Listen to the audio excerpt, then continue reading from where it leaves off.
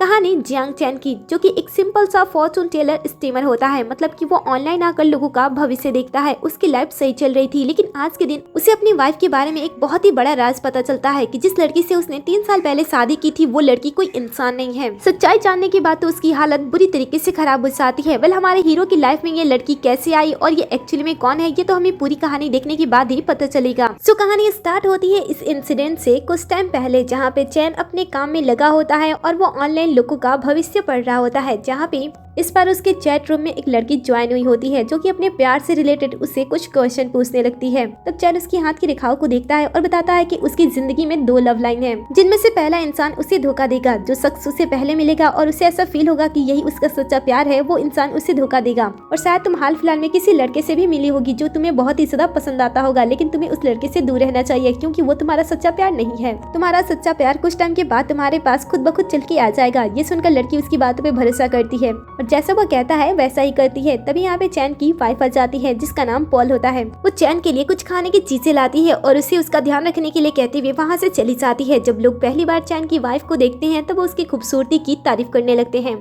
चैन को भी ये सुनकर अच्छा लग रहा होता है। वो अपनी लाइव स्ट्रीमिंग आगे बढ़ाता है। तभी अचानक से वो देखता है कि उसकी लाइव स्ट्रीम में एक बड़ा पर्सन आ चुका है, जो कि उसी की तरह ये लड़की भी फ्यूचर देखती है और ये एक तावादी पुजारी होती है। जब उसने पहली बार चैन की वाइफ को देखा होता है तब उसे कुछ गड़बड़ लगता है, इसीलिए वो चैन से बात करती है और कहती है कि तुम हमेशा ही दूसरे लोगों का फ्यूचर बताते हो, लेकिन क्या तुमने कभी ये जानने की कोशिश की है कि तुम्हारा फ्यूचर कैसा है? चैन कहता है कि तुम्हारा मतलब क्या है? ये सुनकर तावादी पुजारन कहती है कि मैंने अभी अभी तुम्हारी वाइफ को देखा। अगर मैं गलत नहीं हूँ तो तुम्हारी वाइफ तुम्हें आज से 3 साल पहले मिली होगी, वो भी पानी के किनारे। ये सुनकर चैन थोड़ा सा शॉक्ड हो जाता है, क्योंकि जो वो लड़की बता रही थी ये सारी बातें सच थी। लेकिन फिर वो सोचता है कि शायद वो लड़की उसके साथ फ्रॉड करने की कोशिश कर रही है, इसलिए वो ऑफलाइन जाने की बात करता है। तब तावादी पुजारन उसे तुरंत रोकती है और कहती है कि हम सेम लाइन से हैं। अगर तुम्हें मेरी बातों पे भरोसा नहीं है तो मैं तुम्हें कई सारी बातें बता सकती हूँ।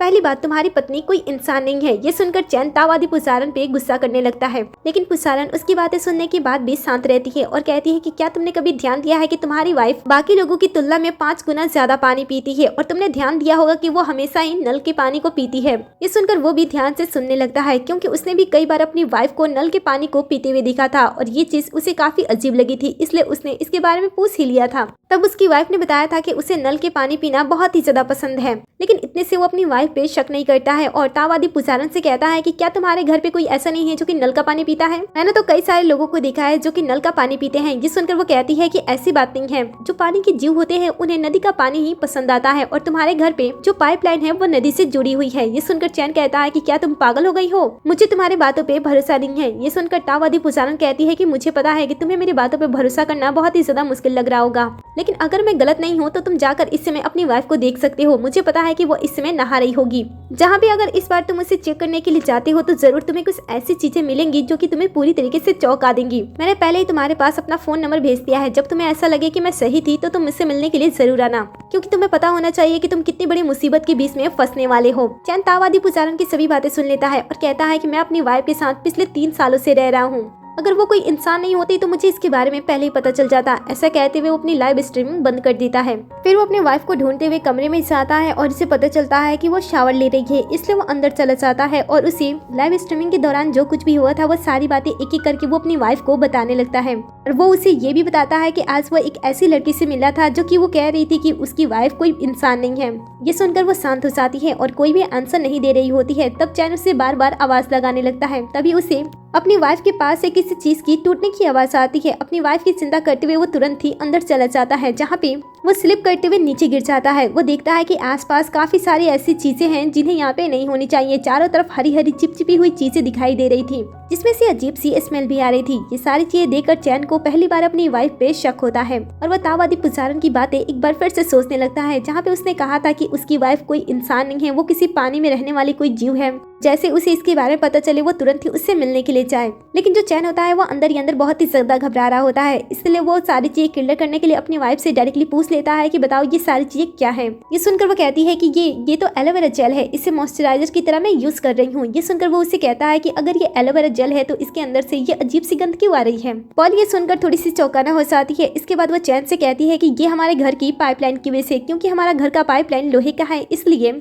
सड़ी हुई आयरन की वजह से ये महक आ रही है। ये सुनकर उसे और भी ज्यादा अपनी वाइफ पे शक होने लगता है। तभी उसे तावादी पुसारन का मैसेज आता है जिसने उसे अपना एड्रेस भेज दिया होता है और तुरंत ही अपने पास बुला रही होती है। अब ये सब कुछ देखकर तो वो डर गया होता है, जिस वजह से वो तुरंत ही पर्ल से बहाना बनाता है कि आज रात उसे कुछ काम है, इसलिए वो आज रात घर वापस नहीं आने वाला है और वो खाना खा के घर पे आराम से सो जाए। ऐसा कहते हुए वो वहाँ से तुरंत निकल जाता है। ये सब देखकर पर्ल चैन को घूरने लगती है, लेकिन वो इस समय उसके साथ कुछ भी नहीं करती है। दूसरी तरफ हम चैन को देखते हैं जो कि कुछ समय के बाद उस तावादी पुजारी के घर पे पहुंच जाता है, जहाँ पे उसे घर के अंदर एक बड़ी सी शिप दिखाई देती है जिसके अंदर कई सारी मोतियां होती हैं और साथ ही वो हरी चिपचिपी वस्तु भी चारों तरफ लगी होती है और उसमें से भी सेम वैसा ही स्मेल आ रहा था जैसे चैन ने अपने घर पे महसूस किया था। ये सब देखकर चैन को भरोसा तो हो गया था कि उसकी वाइफ में कुछ गड़बड़ है, लेकिन वो इस बात को मानने को तैयार नहीं था कि उसकी पत्नी कोई इंसान नहीं है। इसीलिए वो तावादी पुजारी पे गुस्सा करने लगता है। तब तावादी पुजारी उसे शांत रहने के लिए कहती है और खुद को स्मेल करने के लिए कहती है। वो कहती है कि तुम्हारे अंदर से भी वही स्मेल आ रही है जैसा मेरे घर के पास है। क्या तुम याद करके मुझे बता सकते हो कि ये स्मेल तुम्हारे बॉडी से क्यों आ रही है? ये सुनकर वो कुछ नहीं कहता है। तब तावादी पुजारन उससे कहती है कि तुम्हें मेरे बातों पे भरोसा करना चाहिए क्योंकि तुम्हारी वाइफ आधी रात को तुम्हें नुकसान पहुंचाने वाली है। ये सुनकर वो उससे कहता है कि अगर ये सारी बातें सच हैं तो तुम बताओ कि मेरी वाइफ क्या है। तावादी पुजारन कहती है कि मैं अभी इस बात को लेकर पूरी तरीके से क्लियर नहीं हूँ, लेकिन मुझे इतना भरोसा है कि तुम्हारी पत्नी नदी से आई हुई कोई रहस्यमय जीव है और उसके बारे में हमें पता लगाना होगा। वैसे किसी भी काम को स्टार्ट करने से पहले मैं तुमसे जानना चाहूंगी कि मैंने तुम्हारी वाइफ को जब चेक करने के लिए कहा था तब तुमने क्या देखा था? ये सुनकर वो बाथरूम में हुए इंसिडेंट के बारे में सोचने लगता है जहाँ पे उसने पहली बार वो सारी अजीब सी चीजें देखी थी, लेकिन फिर भी वो इन सारी चीजों के बारे में तावादी पुजारन को नहीं बताता है। ये देखकर तावादी पुजारन उससे कहती है कि देखो, इससे तुम अपने आप के लिए ही खतरा बना रहे हो। वैसे इस बात को जाने दो, तुम्हारी शादी को 3 साल हो चुके हैं, क्या इस बीच तुम दोनों एक साथ सोए हो? मैं तुम्हारे सेक्स लाइफ के बारे में बात कर रही हूँ। ये सुनकर वो इसके बारे में सोचने लगता है कि जब भी वो अपनी वाइफ के क्लोज आने की कोशिश करता या फिर वो बेबी होने के बारे में बात करता तब वो किसी न किसी बहाने से उससे दूर हो जाती थी, लेकिन जब उसने इस बारे में डायरेक्टली उससे बात की थी तब उसकी वाइफ ने ये कहा था कि वो 3 सालों तक उसके साथ नहीं रहना चाहती है किसी वजह के कारण। ये सुनकर चैन ने भी उस पर ज्यादा दबाव नहीं डाला क्योंकि वो अपनी वाइफ से प्यार करता था और उसे ऐसा लगता था कि शायद वो कुछ समय चाहती है। पुरानी बातों को याद करते हुए चैन तावादी पुजारन से कहता है कि ये उसका पर्सनल मैटर है, इसके बारे में वो डिस्कस नहीं करना चाहता है। तावादी पुजारन कहती है कि तुम तो बहुत ही ज्यादा मासूम हो, लोगों का भविष्य देखती हो लेकिन फिर भी बेवकूफ हो। वो ऐसा इसलिए करती है और तुम्हें अपने पास इसलिए नहीं आने देती है क्योंकि तुम्हारी पत्नी कोई इंसान नहीं है और अगर तुम उसके साथ क्लोज होते हो तो तुम्हें उसका राज पता चल जाएगा, इसीलिए वो तुमसे बहाना करती है। ऐसा कहते हुए वो चैन की तरफ आगे बढ़ती है और उसे एक छोटा सा पुतली देती है और कहती है कि इसके अंदर ऐसी चीजें हैं जिसे तुम्हें आज आधी रात होने से पहले अपनी वाइफ के ऊपर इस्तेमाल करना होगा, नहीं तो वो तुम्हें नुकसान पहुंचा देगी। तब चैन उस चीज को लेने से मना कर देता है और कहता है कि मैं ऐसे किसी भी चीज को अपनी वाइफ की बॉडी के ऊपर अप्लाई नहीं करना चाहता हूँ, कहीं उसके साथ कुछ ज्यादा ही गलत हो गया तो। ये सुनकर तावादी पुजारन कहती है कि इसके अंदर जो कुछ भी है उससे कभी भी इंसानों को कोई भी खतरा नहीं होता है, लेकिन अगर तुम्हारी वाइफ सच में नदी से आई हुई कोई जीव है तो उसे इस चीज को लगाने के बाद उसकी बॉडी में जलन होने लगेगा और तुम्हारी वाइफ की सच्चाई तुम्हारे सामने खुद ब खुद आ जाएगी। अब चैन अपनी वाइफ के साथ ऐसा करना तो नहीं चाहता था, लेकिन उसके मन में अपनी वाइफ को लेकर शक पैदा हो गया था, जिसे दूर करने के लिए वो उस पोटली को ले लेता है और वापस घर पहुंचता है। जैसे वो कमरे में जाता है वो देखता है कि कमरे में उसकी वाइफ अकेली है और वो शांत खड़ी है। साथ ही उसने तेजी से ह्यूमिडिफायर भी चला रखा होता है जिस वजह से सारा कमरा सफेद हो चुका होता है उसके धुएं की वजह से। देखकर चैन उसके ऊपर गुस्सा करने लगता है और कहता है कि तुम हमेशा ही इस मशीन को ऑन रखती हो, क्या कभी इंसान को देखा है इस मशीन को इतना ज्यादा यूज करते हुए? तब पॉल कहती है कि उसकी बॉडी ड्राई हो रही थी इसलिए उसने इस मशीन को ऑन कर दिया क्योंकि घर की पाइप खराब होने की वजह से पानी के अंदर कुछ रिएक्शन क्रिएट हो चुके हैं और उससे नहाने की वजह से उसकी बॉडी में जलन हो रही है। वैसे ये जो मशीन है उसे लोग अपने घर में इसलिए यूज करते हैं क्योंकि इससे एलर्जी ठीक हो जाती है, सांस से रिलेटेड जितने भी प्रॉब्लम होते हैं वो भी ठीक हो जाते हैं और ये मॉइस्चराइजर की तरह भी काम करता है। पॉल की बातें सुनने के बाद चैन उससे कहता है कि उसे चिंता करने की कोई जरूरत नहीं है क्योंकि उसने घर की सारी पाइपलाइन ठीक कर दी है। वो अपनी वाइफ के साथ ठीक से पेश आने लगता है क्योंकि उसे अपनी वाइफ को अभी चेक भी करना होता है, इसलिए वो उसके साथ प्यार से पेश आता है। इसके बाद उसकी आंखें लग जाती है। आधी रात को जब उसकी आंखें खुलती है तब वो देखता है कि उसकी वाइफ कमरे में नहीं है, इसलिए वो उसे ढूंढते ढूंढते दूसरे कमरे में पहुंच जाता है जहाँ पे अपनी वाइफ कुछ ऐसा करते हुए देखता है जो कि उसे पूरी तरीके से हैरान कर देता है। वो देखता है कि उसकी वाइफ ने अपने हाथ में एक बहुत ही बड़ा पॉल लिया हुआ है और वहाँ पे वो कुछ अजीब सी हरकतें कर रही होती है। ये देखकर वो तुरंत अपनी वाइफ के सामने जाकर खड़ा हो जाता है। जैसे ही पॉल उसे यहाँ पे देखती है वो बुरी तरीके से हैरान हो जाती है और उसे पूछती है कि वो यहाँ पे क्या कर रहा है। चैन भी उससे सेम क्वेश्चन पूछता है कि वो इतनी आधी रात को क्या कर रही है। तब वो बहाना बनाती है और कहती है कि वो उसकी लाइव स्ट्रीमिंग के लिए वीडियो रिकॉर्ड कर रही है क्योंकि वो उसकी हेल्प करना चाहती है। अब ये सुनकर तो चैन उसके ऊपर गुस्सा भी नहीं कर पाता है और वो उसका हाथ पकड़ते हुए उसे कहती है कि वो उसे बहुत ही ज्यादा प्यार करती है, इसलिए वो उसका साथ देना चाहती है और पैसा कमाने में उसकी मदद करना चाहती है। ऐसा कहते हुए वो मोती को वहीं पर रख देती है और उसे वहाँ से बाहर लेकर आती है। बाहर आने के बाद चैन उससे पूछता है कि तुम इतनी आधी रात को ये सारी चीजें क्यों कर रही थी। ये सुनकर पॉल कहती है कि उसे नींद नहीं आ रही थी, इसलिए उसने सोचा कि इसलिए उसने वीडियो रिकॉर्ड करने के बारे में सोचा और उसने वो सारी चीजें डेकोरेट कर ली। वैसे मेरे पास कुछ और भी चीजें हैं जिन्हें मैं तुम्हारे साथ शेयर करना चाहती हूँ। ऐसा कहते हुए वो उसी ताओवादी पुजारी के बारे में चैन से पूछने लगती है। ये सुनकर वो उससे पूछता है कि उसे उस लड़की के बारे में कैसे पता। पॉल कहती है कि उस लड़की के बारे में तो तुम्ही ने मुझे कल बताया था लाइव स्ट्रीमिंग के बाद। मैं उसी लड़की के बारे में तुमसे बात करना चाहती हूँ क्योंकि मैं उसे अच्छी तरीके से जानती हूँ। असल में हम दोनों का गांव एक ही पास है और पता नहीं क्यों वो हमेशा ही मेरे ऊपर शक करती रहती है। लेकिन मैं तुम्हें बता दूं कि जितनी सीधी वो दिखाई देती है उतनी सीधी वो बिल्कुल भी नहीं है। वो बहुत ही ज्यादा खतरनाक लड़की है। वाइफ की बातें सुनकर चैन एक बार के लिए उस ताओवादी पुजारन के बारे में ध्यान से सोचने लगता है कि उसके घर भी एक बड़ी सी सिप थी, उसके अंदर कई सारी मोतियां थी और उसके पास भी और वो हरी लिक्विड भी थी जो कि अजीब सी चिपचिपा भी रही थी। दोनों के बारे में जानकर वो पूरी तरीके से कंफ्यूज हो जाता है। वो समझ नहीं पाता है कि इसमें से आखिर दोनों में से सच कौन बोल रहा है और झूठ कौन बोल रहा है। तभी चैन के पास ताओवादी पुजारन कॉल करती है और कहती है कि आधी रात होने में सिर्फ थोड़ा सा समय ही बचा है, इसलिए मैंने जो चीज तुम्हें दी थी उसे तुम अपनी वाइफ के ऊपर अप्लाई करो।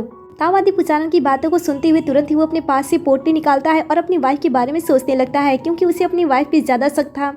उसने उसे उस हरी सी चीज में लिपटे हुए देखा था और उसके बाद उसे अजीब तरीके से अपने आप से दूर जाते हुए देखा था और साथ ही उस मोती के साथ भी आसरत उसे देखा था, इसलिए उसे अपनी वाइफ पे ज्यादा शक हो रहा था। वो बड़े ही चालाकी से उस पोटली के अंदर से कुछ चीजें निकाल लेता है और धीरे धीरे अपनी वाइफ की तरफ बढ़ने लगता है।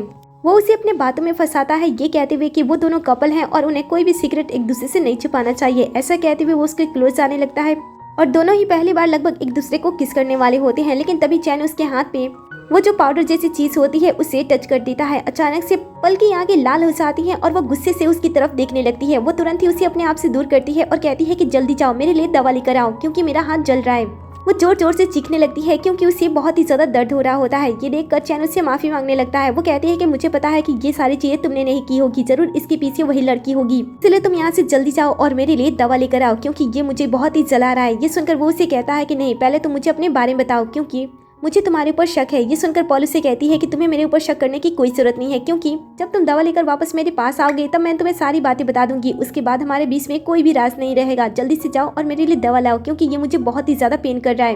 ये सुनते ही वो तुरंत वहाँ से दवा लेने के लिए चला जाता है और इधर पॉल की हालत धीरे धीरे और भी ज्यादा खराब होने लगती है। उसे वॉमिटिंग जैसा फील होने लगता है और फिर उसके मुंह से एक दो नहीं बल्कि कई सारी मोतियां बाहर निकलने लगती है और उसकी आंखें भी लाल हो चुकी होती हैं। वहीं दूसरी तरफ चैन तुरंत ही घर से बाहर निकलता है लेकिन दरवाजे पे ही उसे ताओवादी पुजारन मिल जाती है। ये देखकर वो उनसे पूछता है कि वो इस समय यहाँ पे क्या कर रही है और फिर वो उसका कॉलर पकड़ते हुए अंदर लेकर आने लगता है और कहता है कि तुमने मेरे हाथों में कौन सी घटिया चीज सौंपी थी जिस वजह से मेरी वाइफ की स्किन जलने लगी है, जल्दी से इसके बारे में बताओ। ये सुनकर ताओवादी पुजारन से कहती है कि उसने कभी भी उसकी वाइफ को चोट पहुँचाने के बारे में नहीं सोचा और न ही उसने उसे कोई खतरनाक चीज दी है, उसने तो बस सिंपल सा नमक दिया था। ये सुनकर वो हैरान होकर उससे पूछता है कि क्या ये सच है। तब वो कहती है कि ये बात 100% सच है। उसने उसे वही सिंपल सा नमक सौंपा था जो कि इंसान हर समय अपने खाने में इस्तेमाल करता है और अगर उसे उसकी बातों पे भरोसा नहीं है तो वो उसे चेक कर सकता है। ये सुनकर वो पोटली बाहर निकालता है और तुरंत ही उसे चेक करता है। सच में वो नमक ही होती है। ये देखकर वो उसे कहता है कि अगर ऐसी बात है तो उसने मुझे दवा लाने के लिए क्यों भेजा। ताओवादी पुजारन से कहती है कि क्योंकि वो तुमसे डरती है कि कहीं उसका असली चेहरा तुम्हारे सामने न आ जाए, इसलिए उसने तुम्हें दवा लाने के लिए घर से भेजा ताकि इसमें ज्यादा से ज्यादा समय लगे और तब तक वो अपनी असली पहचान छुपा सके। चैन कहता है कि मुझे भरोसा नहीं है। वो घड़ी की तरफ देखती है और कहती है कि तुम्हारे पास अब भी समय है, तुम आराम से चेक कर सकते हो कि तुम्हारी वाइफ क्या है। ऐसा कहते हुए वो पॉल के कमरे की तरफ भागते हैं। जैसे वो कमरे के अंदर एंटर होते हैं कमरे का नजारा देखकर उनका होश उड़ जाता है क्योंकि कमरा पूरी तरीके से मोतियों से भरा होता है और बेड पे तो इतने सारे मोती बिखरे हुए होते हैं जितना किसी ज्वेलरी शॉप पे भी मोती नहीं होता है। और अजीब बात ये होती है कि जहाँ पे भी मोती होते हैं वहाँ पे वो अजीब सी चिपचिपी वाली हरी चीज भी होती है। ये सब देखकर चैन ताओवादी पुजारन से इसके बारे में पूछता है। वो कहती है कि ये तुम्हारी वाइफ का ही कमरा हो सकता है। जितना मैंने तुम्हारी वाइफ को लेकर सोचा था उससे तुम्हारी वाइफ कई गुना ज्यादा समझदार है और शक्तिशाली भी है, इसलिए मुझे कुछ चीजों की तैयारी करनी होगी। मैं इस समय तुम्हारे घर से बाहर जा रही हूँ लेकिन जब तक मैं वापस नहीं आ जाती हूँ तब तक तुम्हें अपना खास ध्यान रखना होगा। तुम किसी भी तरीके से अपने घर से बाहर नहीं जा सकती हो और ना ही मेरे जाने के बाद जब तुम्हारी वाइफ तुम्हारे पास आए और कोई भी बात करे उसकी किसी भी बात पे भरोसा बिल्कुल भी मत करना। ऐसा कहते हुए वो वहाँ से चली जाती है। ये जाने के बाद तो चैन अब और भी ज्यादा सोचने लगता है कि आखिर ये सब कुछ चल क्या रहा है। फिर वो अपनी वाइफ को ढूंढने लगता है। अचानक से उसे वॉशरूम से शावर लेने की आवाज सुनाई दे रही होती है, इसलिए वो अपनी वाइफ को आवाज देते देते अंदर चला जाता है जहाँ पे उसकी वाइफ सच में होती है। उसके हाथ पे जलने के निशान होते हैं और ये देखकर चैन उसे सॉरी बोलने लगता है। तो पॉल उसे सॉरी बोलने से मना कर देती है, ये कहती हुई कि उसने अपने जख्म पे पहले ही पानी डाल दिया है जिस वजह से अब उसे आराम लग रहा है और उसे ये भी पता है कि उसने जो कुछ भी किया है वो अपनी मर्जी से नहीं किया है, इसके पीछे वही लड़की है। ये सुनकर चैन तुरंत उसके कदमों में आ जाता है और उसे सॉरी बोलने लगता है। वो उसे कहती है कि तुम्हें मुझसे सॉरी बोलने की कोई जरूरत नहीं है, मैंने तुमसे कहा है ना, हम दोनों हस्बैंड वाइफ हैं, हमें एक दूसरे के साथ चीट नहीं करनी चाहिए और ना ही किसी राज को एक दूसरे के साथ छुपानी चाहिए। मैं तुम पे सबसे ज्यादा भरोसा करती हूँ, इसलिए तुम मुझे ये बताओ कि उस लड़की ने तुमसे और मेरे बारे में क्या क्या कहा था। इस तरीके से पॉल चैन से ये पता लगाने की कोशिश कर रही होती है कि अब तक उसे कितना कुछ पता है। तब प्यार में अंदर चैन भी उसे ताओवादी पुजारन की कुछ बातें बता देता है। वो कहता है कि उसने कहा था कि तुम मेरे साथ सोना नहीं चाहती हो क्योंकि तुम इंसान नहीं हो। ये सुनकर वो बड़े ही प्यार से उसके गाल को सहलाती है और कहती है कि क्या तुम भी ऐसा ही सोचते हो कि मैं कोई इंसान नहीं हूँ। ये सुनकर वो उससे कहता है कि वो ऐसा बिल्कुल भी नहीं सोचता है, लेकिन तो फिर तुम मुझे अपने पास क्यों नहीं आने देती हो। ये सुनकर वो तुरंत ही उसके पास से दूर होती है और बहाना बनाती है कि उसे कोई बीमारी है जिस वजह से वो उसे दूर रहती है। हालांकि उसके एक्सप्रेशन से ये साफ पता चल रहा होता है कि वो झूठ बोल रही है, लेकिन चैन उसके पीछे पीछे जाता है और कहता है कि वो उसका हस्बैंड है, वो बाकियों से ज्यादा उस पर भरोसा कर सकती है और उसके साथ बातें शेयर कर सकती है। ये सुनकर वो थोड़ी सी मुस्कुराती है और कहती है कि मैंने तुमसे यही एक्सपेक्ट किया था। देखो, तुम कभी भी किसी की भी बातें मत सुनना कि मैं कौन हूँ, मैं कहाँ से आई हूँ। तुम इस बात पे भरोसा रखना कि मैं तुमसे प्यार करती हूँ और मैं तुम्हें कभी भी नुकसान नहीं पहुँचाऊंगी। ये सुनकर वो भी खुशी से उससे गले से लगा लेता है और कहता है कि मुझे तुम्हारे ऊपर भरोसा है। तभी वो अचानक से कहती है कि वो बच्चा चाहती है और अपनी बीमारी को खत्म करना चाहती है। ये सुनकर तो चैन बहुत ही ज्यादा खुश होता है और उसे एक अच्छे डॉक्टर के पास ले जाने की बात करता है ताकि उसकी बीमारी खत्म हो जाए। पॉल कहती है कि उसे उसकी चिंता करने की कोई जरूरत नहीं है क्योंकि उसके गांव में एक ऐसे डॉक्टर हैं जो कि उसे ठीक कर सकते हैं और वो चाहती है कि वो भी उसके साथ गांव जाए। ऐसा कहते हुए वो तुरंत इसी वक्त गांव जाने की बात कहती है। ये सुनकर वो थोड़ा सा घबराने लगता है क्योंकि उसे अचानक से ताओवादी पुजारन की बात याद आ जाती है जब उसने उसे कहा था कि चाहे कुछ भी क्यों ना हो जाए तुम घर से बाहर मत निकलना। इसीलिए वो बहाना करता है और कहता है कि आधी रात हो चुकी है, इसमें वहाँ पे जाना क्या हमारे लिए सही होगा, हम सुबह में यहाँ से निकल जाएंगे ना। पॉल उसके सामने ऐसे रिक्वेस्ट करने लगती है कि वो मना नहीं कर पाता है, लेकिन फिर भी वो पैकिंग करने का बहाना बनाता है और पहले उसे गांव जाने की बात करता है और साथ ही अपने गांव का एड्रेस उसे भेजने के लिए कहता है। पॉल कहती है कि तुम्हें चिंता करने की कोई जरूरत नहीं है क्योंकि मैंने पहले एड्रेस तुम्हारे फोन पे भेज दिया है। ये सुनकर चैन अपना फोन चेक करता है और जैसे वो मैप को देखता है वो हैरान हो जाता है और कहता है कि क्या सच में तुम्हारा गाँव यहाँ पे है। पॉल कहती है कि हाँ वहीं पे है। वो देखता है कि जहाँ पे वो एड्रेस बता रही थी वो पानी के बीचों बीच था, जहाँ पे आसपास कोई भी लैंड नहीं दिखाई दे रहा था और ना ही गाँव का नाम शो हो रहा था। उसे गड़बड़ लगता है, इसलिए वो इसके बारे में अपनी वाइफ से पूछता है। वो कहती है कि उसका गांव बहुत ही ज्यादा पुराना है और लोग उसके गांव के बारे में नहीं जानते हैं, इसलिए शायद गांव को मैप में मेंशन नहीं किया गया है। ये सुनकर वो उसे कहता है कि ठीक है, लेकिन मुझे पैकिंग में थोड़ा टाइम लगेगा, इसलिए हम सुबह में ही यहाँ से चलेंगे। ऐसा कहते हुए वो तुरंत ही वहाँ से निकल जाता है। उसके जाते ही अचानक से पॉल का बिहेवियर फिर से चेंज हो जाता है। उसकी आंखें फिर से लाल हो जाती है और वो घूरने लगती है और वो उसे कैसे ना कैसे करके रात में ही घर से बाहर निकाल लेती है। और पूरी रात ड्राइव करने के बाद वो लोग सुबह में पॉल के गांव पहुंच जाते हैं। गांव पहुंचने के बाद चैन नोटिस करता है कि चारों तरफ से उसे सिर्फ और सिर्फ मच्छी की ही स्मेल आ रही है। ये सुनकर वो उसकी बात को टालते हुए कह देती है कि शायद बारिश हुई होगी, इसीलिए शायद ये सारी चीजें इस तरीके से स्मेल कर रही हैं। फिर वो लोग आगे बढ़ने लगते हैं। आगे बढ़ने पे कुछ लोगों से उनकी मुलाकात होती है जो कि पॉल के 2 अंकल होते हैं और एक उनकी आंट होती है। आंट जैसे ही चैन को देखती है वो उसे कहती है कि क्या यही वो पर्सन है जिसके बारे में तुम मुझसे बात कर रही थी, यही तुम्हारा हस्बैंड है ना। पॉल हाँ में जवाब देती है और कहती है कि उन्होंने रात भर ड्राइव की है, इसलिए वो दोनों थक चुके हैं, इसलिए अब उन्हें आराम करने की जरूरत है। ऐसा कहते हुए वो 3 दिन बाद उन सभी को अपने घर पे खाने के लिए इनवाइट कर देती है और फिर वो वहाँ से दोनों घर की तरफ निकलने लगते हैं। लेकिन चैन नोटिस करता है कि उसके रिलेटिव बहुत ही ज्यादा अजीब हैं। वो जिस तरीके से चैन को घूर रहे होते हैं ऐसा लगता है कि वो उसे खाना चाहते हैं। चैन को भी ये सब कुछ देखकर थोड़ा अजीब लग रहा होता है, इसलिए वो पॉल से कहता है कि तुम्हारे रिलेटिव थोड़े अजीब है ना। पॉल कहती है कि हाँ वो ऐसे ही हैं। फिर वो थोड़ी देर के अंदर घर पे पहुंच जाते हैं। घर पे पहुंचने के बाद चैन नोटिस करता है कि मच्छी की स्मेल और भी ज्यादा बढ़ गई है, इसलिए वो आसपास देखने लगता है। तुरंत ही पॉल की नजर उस पे पहुंचती है और वो उसे पूछती है कि क्या उसे ये सारी चीजें पसंद नहीं आई है। वो तुरंत ही बात को पलट देता है ये कहते हुए कि ये सारी चीजें बहुत ही ज्यादा अच्छी है, घर को जिस तरीके से डेकोरेट किया गया है ये सारी चीजें उसे बहुत ही ज्यादा पसंद आ रही है। पॉल बताती है कि ये सारी चीजें उसकी छोटी बहन ने डेकोरेट की है और उसका नाम मो यून है। ये नाम सुनकर वो थोड़ा सा हैरान हो जाता है क्योंकि ताओवादी पुजारन का भी नाम सेम था, इसीलिए वो अपने मन में काफी सारे इमेजिनेशन क्रिएट करने लगता है कि कहीं वो ताओवादी पुजारन इसकी ही बहन तो नहीं है ना। पॉल उसके बदलते हुए बिहेवियर को नोटिस कर रही होती है और पूछती है कि क्या उसे यहाँ पे पसंद नहीं आ रहा है। तब वो बताता है कि उसे यहाँ पे बहुत ही ज्यादा अच्छा लग रहा है और फिर वो प्यार से उसे गले से लगा लेता है, ये कहते हुए कि वो लोग इस चीज को एक ट्रिप की तरह एंजॉय करेंगे। अभी घर के अंदर से मो यून अपनी बहन को आवाज देने लगती है क्योंकि उसने पॉल की आवाज सुन ली थी। ये सुनकर पॉल भी घर के अंदर जाने लगती है और दोनों बहन एक दूसरे से मिलने लगती है। शकल देखने के बाद ऐसा लगता है कि मो यून का नाम ही नहीं बल्कि उसकी शकल भी काफी ज्यादा हद तक उस ताओवादी पुजारन की तरह ही दिखती है। दोनों बहनें जब एक दूसरे से मिलती हैं तो वो काफी ज्यादा खुश होती हैं। छोटी बहन अपनी बड़ी बहन से कहती है कि वो काफी समय बाद आई है, इसलिए वो यहाँ पे ज्यादा दिनों तक रुके। इधर मोयोन की आवाज सुनकर चैन की धड़कनें बढ़ रही होती है और जैसे वो उसकी तरफ पलटती है चैन तो गुस्से से उसके ऊपर टूट पड़ता है और कहता है कि तुम यहाँ पे क्या कर रही हो, क्या हमारा पीछा करते करते तुम यहाँ पे पहुँच गई हो। अब उसे ऐसा लगता है कि शायद तावादी पुजारी ने उसे धोखा दिया था और इसके बाद वो उसके ऊपर काफी ज्यादा गुस्सा करने लगता है। वो कहता है कि तुम्हारी वजह से मेरी वाइफ को चोट लगा और मैंने उसके बारे में गलत सोचा, लेकिन तुम बहुत ही ज्यादा बुरी हो, तुम्हारी वजह से मैं कैसे कैसी चीजें सोच रहा हूँ और तुम मेरे सामने आ चुकी हो। लेकिन मोयोन को समझ नहीं आता है। वो अपनी बहन से पूछती है कि आखिर उसका हस्बैंड इस तरीके से बिहेव क्यों कर रहा है। ये देखकर पल अपने हस्बैंड को समझाती है और कहती है कि तुम पहली बार मेरी बहन से मिल रहे हो, उसके साथ अच्छी तरीके से पेश आओ। तब चैन उसे कहता है कि लास्ट टाइम जब मैंने तुम्हें चोट पहुंचा दिया था और उस चीज को तुम्हारे बॉडी पे रखा था उसे इस लड़की ने ही मुझे दिया था। ऐसा कहते हुए वो मोयोन के ऊपर इल्जाम लगाता है, लेकिन मोयोन इस इल्जाम को साफ साफ खारिज कर देती है, ये कहते हुए कि वो कभी भी गाँव से बाहर ही नहीं गई। तो सवाल ही नहीं पैदा होता है कि वो कभी भी उससे मिली होगी। वो पहली बार उससे मिल रही है और साथ ही आखिर वो अपनी बहन को नुकसान पहुंचाना क्यों चाहेगी। पॉल भी इसमें अपनी बहन का ही साथ दे रही होती है। इसके बाद मोयोन एक बार फिर से चैन से पूछती है कि जिस लड़की ने तुम्हारे साथ ये सारी चीजें की थी, क्या तुम्हें विश्वास है कि वो लड़की मैं ही हूँ। ये सब सुनकर चैन सोचता है कि शायद उससे ही गलतफहमी हो गई होगी और इसने इसे कुछ और समझ लिया होगा, इसलिए वो शांत हो जाता है। पॉल भी सारे सिचुएशन कंट्रोल करने की कोशिश करती है और बहन से कहती है कि वो पूरी रात ड्राइव करके आया है, इसलिए शायद वो इस तरीके से बिहेव कर रहा है, तो वो उसे माफ कर दे। मोयोन भी उसे तुरंत माफ कर देती है। फिर चैन भी अपने कमरे में आराम करने के लिए जाने लगता है। तुरंत ही मोयो अपने पावर का यूज करते हुए कुछ पॉल्स को उसके पीछे निगरानी करने के लिए भेज देती है। ये देखकर बहन उससे पूछती है कि तुम ये क्या कर रही हो। मोयोन कहती है कि मैं तो बस उस पे नजर रख रही हूँ और वैसे भी वो 3 दिन के अंदर जैसे उसने इतना कहा होता है बहन उसका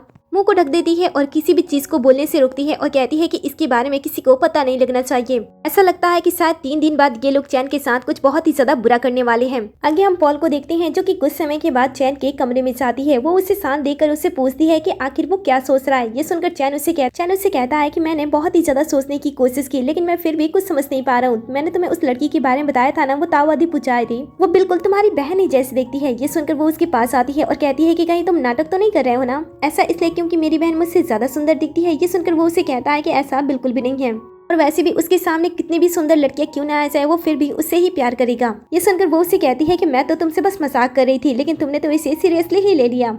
मैं भी तुमसे बहुत ही ज्यादा प्यार करती हूँ और मैं भी तुम्हें कभी भी छोड़कर नहीं जाने वाली हूँ, इसलिए चिंता मत करो और आराम कर लो, क्योंकि कल हमें डॉक्टर को ढूंढने के लिए जाना है। ऐसे कहते हैं दोनों बड़े ही प्यार से एक दूसरे को गले लगा रहे होते हैं और तभी हम छोटी बहन को देखते हैं जो कि खिड़की पे होती है और लगातार उन्हें घूरे जा रही होती है। पर्ल भी उसे ऐसा करते हुए देख लेती है और वो भी उसे घूरना स्टार्ट कर देती है। अचानक से चैन को कुछ गलत लगता है और वो भी खिड़की की तरफ पलट कर दिखता है, लेकिन तब तक वो वहाँ से जा चुकी होती है। फिर पॉल चैन को आराम करने के लिए कहती है और कुछ काम करने का बहाना बनाते हुए कमरे से बाहर आ जाती है। बाहर वो अपनी बहन को देखती है और उसे डांट लगाती है, ये कहती हुए कि मैंने तुमसे पहले ही कहा था कि चैन को तुम्हें बिल्कुल भी नहीं डराना है, अगर उससे हमारे ऊपर शक हो गया तो। ये सुनकर वो उसे कहती है कि तुम 3 साल से यहाँ पे नहीं हो और 3 साल से और तब से ही मैं यहाँ पे अकेली हूँ और अकेले ही इन सारी चीजों की रखवाली करती हूँ। वैसे तुम्हें मानना पड़ेगा तुम्हारे अंदर कुछ तो खास बात है जो कि इस लड़के को इतनी जल्दी तुम हमारे गाँव में लेकर आ चुकी हो। पल कहती है कि लेकिन इसका क्या फायदा, वो मेरे ऊपर शक करना स्टार्ट कर चुका है और वो मेरे साथ तुम्हारे ऊपर भी शक करने लगा है। ऐसा कहते हुए अपनी बहन को वो आंट को बुलाने के लिए भेज देती है ताकि वो किसी डॉक्टर की हेल्प से चैन को यहाँ पे रखने के लिए मजबूर कर सके, क्योंकि वो ऐसा मानती थी कि चैन बच्चा पाने के लिए कुछ भी कर सकता है। छोटी बहन उसकी बातें सुनती है और अपनी जादुई स्कर्ल को आंट को बुलाने के लिए भेज देती है। उसकी बातें सुनकर वो कूदना स्टार्ट कर देती है। सब कुछ सही चला होता है, लेकिन तब अचानक से यहाँ पे चैन आ जाता है। ये देखकर पॉल से पूछती है कि वो यहाँ पे क्या कर रहा है। वो बताता है कि उसे नींद नहीं आ रही थी, इसलिए वो फ्रेश हवा लेने के लिए बाहर आ गया है। लेकिन जब वो सोने की कोशिश कर रहा था तब उसने सुना था कि कोई स्कर्ल से बात करने की कोशिश कर रहा है। ये सुनकर पॉल कहती है कि उसकी बहन ऐसा कर रही थी। असल में यहाँ पे ज्यादा लोग नहीं रहते हैं ना, तो उसकी बहन किसी भी चीज से बात करना स्टार्ट कर देती है। मोयोन भी इसमें अपनी बहन का साथ दे रही होती है और कहती है कि इस पहाड़ पे ज्यादा लोग नहीं हैं, इसलिए वो किसी भी चीज से बात करना स्टार्ट कर देती है। ऐसा कहते हुए वो अपने स्कर्ल को छुपाने की कोशिश करती है और कहती है कि यहाँ पे जितने भी जीव जंतु हैं वो सभी उसके दोस्त हैं। फिर वो वहाँ से जाने लगती है और पॉल भी चैन को लेकर वहाँ से आगे बढ़ती है और कहती है कि मैंने हमारे लिए एक डॉक्टर ढूंढ लिया है, वो हमसे मिलने के लिए कल हमारे घर पे आने वाले हैं। ये सुनकर वो खुश हो जाता है। सीन कट होता है और अगला दिन आता है, लेकिन जब चैन डॉक्टर से मिलता है तब वो ये देखकर हैरान हो जाता है, क्योंकि डॉक्टर कोई और नहीं बल्कि पॉल की आंट होती है। क्योंकि इन्हें कोई अच्छा सा डॉक्टर नहीं मिला होता है, इसलिए वो आंट को ही डॉक्टर बनाकर यहाँ पे लाते हैं। हालांकि चैन इस पे सवाल करता है, लेकिन पॉल सारी चीज संभाल लेती है, ये कहते हुए कि उसकी आंट बहुत ही अच्छी डॉक्टर है और ऐसी बीमारियों का इलाज तो वो बहुत ही अच्छी तरीके से करती है। इसकी बात सुनकर चैन मान जाता है। इसके बाद पॉल उसे पहले जांच करने के लिए बैठने के लिए कहती है। चैन बैठ जाता है तब उसकी वाइफ उसे कहती है कि तुम यहाँ पे अपना चेकअप कराओ, तब तक मैं और मेरी बहन तुम्हारे लिए कुछ खाने की चीजें लाती हैं। ऐसा कहते हुए वो वहाँ से चली जाती हैं। फिर आंट चैन के पल को चेक करने के लिए उसके हाथ आगे करने के लिए कहती है और साथ ही आंखों को बंद करने के लिए कहती है। ये सुनकर वो कहता है कि पल्स चेक करने में आंख बंद करना क्यों जरूरी है। तब वो बताती है कि ये रूल्स है, इसलिए वो भी आंख बंद कर लेता है। जैसे ही वो आंख बंद करता है अचानक से आंट की परछाई एक बड़े से सांप में बदल जाती है और तभी चैन को फिर से मच्छी की स्मेल आने लगती है जो कि काफी ज्यादा स्ट्रांग होती है और उसे आसपास से ठंडी हवाएं भी महसूस हो रही होती है। तभी हम फर्श पे देखते हैं कि वहाँ पे एक सांप चल रही होती है। ये सब देखकर ऐसा लगता है कि शायद आंट कोई सांप हो सकती है। इधर चैन काफी देर से आंख बंद करके रखा होता है, इसलिए वो सोचता है कि वो धीरे से आंख खोलकर चेक कर ले कि आंट कर क्या रही है। ऐसे सोचते हुए जैसे वो धीरे से अपनी आंखें खोलता है वो अपने हाथ पे एक सांप को लिपटे हुए देखता है, जिसे देखकर वो डर जाता है। तुरंत ही सांप को अपने पास से झटक देता है और भागते हुए वहाँ से जाने लगता है। सामने उसे पॉल मिलती है। वो उसे देखकर घबराते हुए उसे कहता है कि तुम्हारी आंट एक खतरनाक सांप है, उन्होंने तो लगभग मुझे खा ही लिया था। बहन इस बात पे भरोसा नहीं करती है और पॉल उसे पहले संभालने की कोशिश करती है। वो उसे शांत करती है और कहती है कि आराम से बताओ क्या हुआ था। चैन कहता है कि जब तुम दोनों मुझे वहाँ पे अकेला खाने की चीजें लाने के लिए चले गए थे तब तुम्हारी आंट ने मुझे चेक करने के लिए अपनी आंखें बंद करने के लिए कहा था। फिर जैसे ही कुछ समय के बाद मैंने अपनी आंखें खोली, मैंने अपने हाथ में एक सांप को लिपटे हुए देखा, जिसे देखकर मैं बहुत ही ज्यादा डर गया और भागते हुए तुम्हारे पास आ गया। लेकिन पॉल भी उसकी बातों पे भरोसा नहीं कर रही होती है। तभी यहाँ पे आंट भी आती है और कहती है कि शुक्र है कोई तो मेरी बातों पे भरोसा कर रहा है। और फिर वो चैन के अंदर ही कमी बता देती है। वह कहती है कि मैं इसकी जांच कर रही थी, कुछ समय के लिए मैं वहाँ से दूर गई थी और पता नहीं सांप कैसे आ गया और इसने मुझे सांप समझ लिया।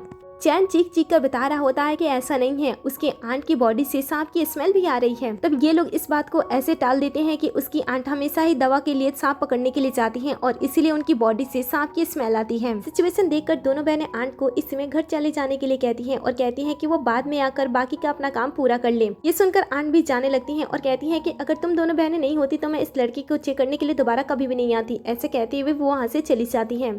फिर पॉल प्यार से चैन को संभालती है और कहती है कि मैं तो तुम्हें यहाँ पे इसलिए लाई थी कि यहाँ पे तुम आराम करो और रिलैक्स हो जाओ, लेकिन यहाँ पे आने के बाद ये सारी चीजें हो रही हैं, मैंने इसके बारे में बिल्कुल भी एक्सपेक्ट नहीं किया था। वैसे आज रात मैंने अपनी बहन से सुना है कि कोई मेहमान गाँव में आ रहा है जो कि काफी सारी वाइन भी लेकर आएगा, तो हम उसकी वाइन पीकर आज रात यहाँ पे आराम करेंगे। ऐसा सुनकर वो हाँ में जवाब तो दे देता है, लेकिन साथ ही वो सोच रहा होता है कि जब से मोयून उसकी लाइफ में आई है उसकी लाइफ पूरी तरीके से तबाह हो चुकी है। हर दिन कोई ना कोई प्रॉब्लम उसे फेस करनी पड़ रही है। सीन कट होता है और अगले सीन में हम रात का सीन देखते हैं जहाँ पे सभी बैठकर साथ में चिल कर रहे होते हैं। तभी यहाँ पे एक पर्सन आता है जिसके हाथ में एक बोरी होती है। मोयून उसे देखती ही तुरंत उसके पास आती है, उससे पहले मिलती है और बाद में वो अपनी बहन और चैन से सभी को इंट्रोड्यूस कराती है। वो बताती है कि ये लड़का उसका किराएदार है, इसका नाम लू है और वो कई बार यहाँ पे आता है क्योंकि उसे पहाड़ पे घूमना और वहाँ की चीजों को कलेक्ट करना पसंद है। लू सभी को देखता है और चैन को देखने के बाद वो उसके पास आकर मिलने जुलने की कोशिश करता है, लेकिन वो उसे फुल इग्नोर कर देता है। ये देखकर वो वहाँ से जाने का फैसला करता है, लेकिन पल और उसकी बहन दोनों ही इसे रोकते हैं और साथ में पार्टिसिपेट करने के लिए कहते हैं। पहले तो वो नहीं मानता है, लेकिन जब ये लोग बार बार जोर देने लगते हैं तब वो इनके साथ बैठकर बातें करना स्टार्ट कर देता है, जहाँ पे वो चैन को ही नोटिस कर रहा होता है। और जैसे वो उसे थोड़ी सी खुजली करते हुए देखता है वो तुरंत ही उसके बारे में उससे जानने की कोशिश करता है। हालांकि चैन उसे बताता है कि ये नॉर्मल खुजली है जो कि यहाँ पे आने की वजह से हुई है, लेकिन लू बताता है कि उसने सेम ऐसी चीजें कई लोगों के साथ देखी है और उसे पता है कि ये क्या है। लेकिन चैन को शायद लू पसंद नहीं होता है, इसलिए वो उसकी बातें सुनने से नजरअंदाज कर देता है। तब लू से कहता है कि तुम्हें ये खुजली हाल फिलहाल में ही स्टार्ट हुई होगी जब तुम किसी अजीब सी चीज के साथ संपर्क में आए होगे। सोचो वो क्या हो सकती है। ये सुनकर वो कुछ सोचने की कोशिश करता है, लेकिन उसे कुछ पता नहीं चलता है।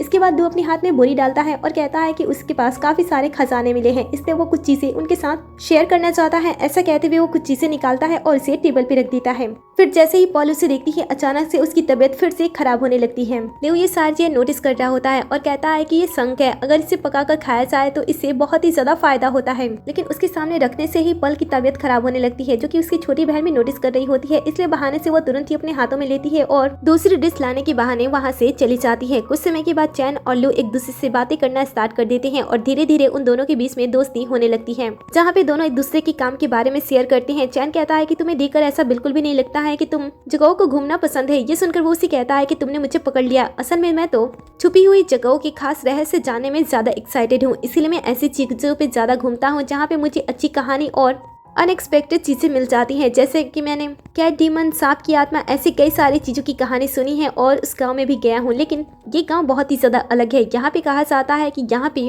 स्कल स्पिरिट रहती हैं। ये सुनकर तो पल की आंखें बड़ी होने लगती हैं, लेकिन चैन इन बातों में इंटरेस्ट लेता है और उसे और भी ज्यादा पूछने की कोशिश करता है। लू कहता है कि ये आत्माएं दूसरे आत्माएं से थोड़ी सी अलग होती हैं। ये पहले अपने शिकार को अपने जाल में फंसाती हैं और धीरे धीरे उसके क्लोज आती हैं। बाद में वो धीरे धीरे उसकी शक्तियां सोकर खुद को ताकतवर बनाती हैं और आखिर में जैसे वो लास्ट बात बताने वाला होता है तुरंत ही पॉल उसे रोकती है और कहती है कि ये तो बचपन की कहानियां हैं, तुम इन बातों पे कैसे भरोसा कर सकती हो। लेकिन जिस तरीके से वो रिएक्ट कर रही होती है ऐसा लगता है कि शायद उसकी सभी बातें सच हो सकती हैं। अब आगे वो उसे कुछ और हिंट दे, तब तक यहाँ पे छोटी बहन आ जाती है और कहती है कि इस लड़के की बातों पे भरोसा मत करना क्योंकि ये पीने के बाद बहुत ही ज्यादा झूठ बोलता है। सुनकर वो भी कन्फेस कर लेता है कि उसने अभी जो कुछ भी बोला वो झूठ भी हो सकती है। ऐसा कहते हुए वो चैन के पास जाता है और कहता है कि अब मेरे जाने का समय हो चुका है, लेकिन जाने से पहले मैं तुम्हें जाने से पहले बता दूं कि सीप की आत्मा जरूर होती है और उनके आसपास सांप की भी आत्मा होती है। जब सांप की आत्मा अपने शिकार को अकेले देखती है तब वो धीरे धीरे उसके तरफ जाती है और जब किसी का भी उस पर ध्यान नहीं होता है तब वो उसे अपना भोजन बनाने के बारे में सोचती है और धीरे धीरे उसके पास आते हुए उसे तब तक जकड़ लेती है जब तक कि उसकी मांस बाहर ना जाए। जब वो ये सारी बातें कह रहा होता है तब चैन को पुरानी बातें याद आती हैं कि किस तरीके से आंट उसके इसी तरीके से क्लोज आई थी। अब आगे लू कुछ समय तक ऐसे ही चैन को उटपटांग सी बातें बताता है। वो पूरी बातों को क्लियर नहीं करता है, बार बार बातों को घुमाकर चैन को बता रहा होता है। ऐसा लगता है कि शायद वो किसी वजह से उसे साफ साफ बता नहीं पा रहा है। लेकिन एक बात तय होती है कि जब भी लू ऐसी चीजों के बारे में बात करता पल की तबीयत खराब होने लगती, जिस वजह से वो इस बार बहाना करती है और कहती है कि उसे आराम करना है। उसकी हालत देखकर बहन भी पीछे पीछे उसकी चली जाती है। फिर आगे लू चैन को कुछ और बातें भी बताने वाला था, लेकिन उससे पहले वो जाते हुए पॉल को देखता है और कहता है कि तुम्हारी वाइफ के अंदर सच में कोई ना कोई प्रॉब्लम तो जरूर है। अब ये सुनकर चैन भड़क जाता है और उसे कहता है कि तुम मेरी पत्नी के बारे में ऐसा कैसे बोल सकते हो। वो उसे कहता है कि क्या तुम्हें अपनी पत्नी को देखकर कुछ अजीब नहीं लगता है? वो बाकियों से कुछ अजीब रिएक्ट नहीं करती है, तुम उस पर ध्यान नहीं देती हो क्या? तब चैन कहता है कि उसे पता है कि उसकी पत्नी कैसी है। ये सुनकर लू से कहता है कि नहीं, तुम अपनी पत्नी को बिल्कुल भी नहीं जानती हो, तुम्हें पता भी है कि ये जगह कितनी ज्यादा खतरनाक है। तब चैन उसे कहता है कि आखिर तुम कहना क्या चाहते हो? जो कुछ भी तुम्हें पता है तुम मुझे साफ साफ बता दो। ये सुनकर वो उसे कहता है कि आज से 20 साल पहले ये गाँव बहुत ही ज्यादा हरा भरा था, चारों तरफ पेड़ पौधे और जानवर थे, लेकिन अचानक से एक रात सारे जीव, चाहे वो इंसान हो या फिर जानवर, सारे के सारे मारे जा चुके थे। उनकी बॉडी पे ना ही कोई मांस बचा था और ना ही कहीं पे खून का एक कतरा बचा था। बची थी तो सिर्फ और सिर्फ उनकी कंकालें। इसलिए मैं चाहता हूँ कि समय रहते तुम समझ जाओ। ये सुनकर वो डरने लगता है और कहता है कि मुझे तुम्हारी बातों पे भरोसा नहीं है और फिर वो सोने का बहाना बनाकर वहाँ से जाने लगता है। लेकिन लू उसे रोकता है और कहता है कि ध्यान से, जब तुम रात को सोना तब अपनी आंखें खुली रखना, क्या पता आज रात तुम्हारी आखिरी रात हो। चैन उसकी बातें सुनता है और घबराते हुए घर के अंदर चला जाता है। जब वो अपने कमरे में जाता है तब अपनी वाइफ को देखता है जो कि बेड पे बैठी होती है। वो उससे पूछता है कि वो अब तक सोई क्यों नहीं। उसकी वाइफ जवाब देती है कि उसे नींद नहीं आ रही थी और जब वो ऐसा कह रही होती है तब उसके चेहरे पे खून लगा होता है। चैन धीरे धीरे उसके पास आता है और कहता है कि तुम लोगों की जाने के बाद पता है क्या हुआ था? वो पागल लड़का मुझे अजीब अजीब सी कहानियां सुनाकर डरा रहा था। पॉल उसे पूछती है कि कौन सी कहानियां, तब वो सारी बातें उसे बता देता है कि कैसे 20 साल पहले यहाँ पे सिप स्पिरिट का आतंक पड़ा था और लगभग सारे के सारे लोग मारे जा चुके थे, वो भी बहुत ही खतरनाक तरीके से। इसकी बातें सुनने के बाद पॉल उसे कहती है कि तुम उसकी बातों पे ध्यान मत दो क्योंकि लोग तो ऐसे ही अफवाह उड़ाते रहते हैं। ये सुनकर चैन कहता है कि हाँ, मैंने भी उसकी बातों पे ध्यान नहीं दिया। ऐसे कहते हुए जैसे वो अपनी वाइफ के पास आता है, चेहरे पे लगे हुए खून और लाल आंखें देखकर वो बुरी तरीके से डर जाता है। वो उसे पूछती है कि उसके चेहरे पे क्या लगा है, तब वो बताती है कि वो खून है, जिससे उसकी हालत और भी ज्यादा खराब हो जाती है। वो कमरे से निकलने की कोशिश करने लगता है, अपनी वाइफ से दूर होने लगता है। ये देखकर वो उससे कहती है कि तुम इतने ज्यादा डर क्यों रहे हो, मैं तो बस तुम्हारे साथ मजाक कर रही थी। तब वो पूछता है कि तुम्हारे चेहरे पे खून कहाँ से लगी है? तब वो बताती है कि वो खून नहीं है, वो तो केचप है। वो बस कुछ खा रही थी और उसके चेहरे पे केचप लग गया।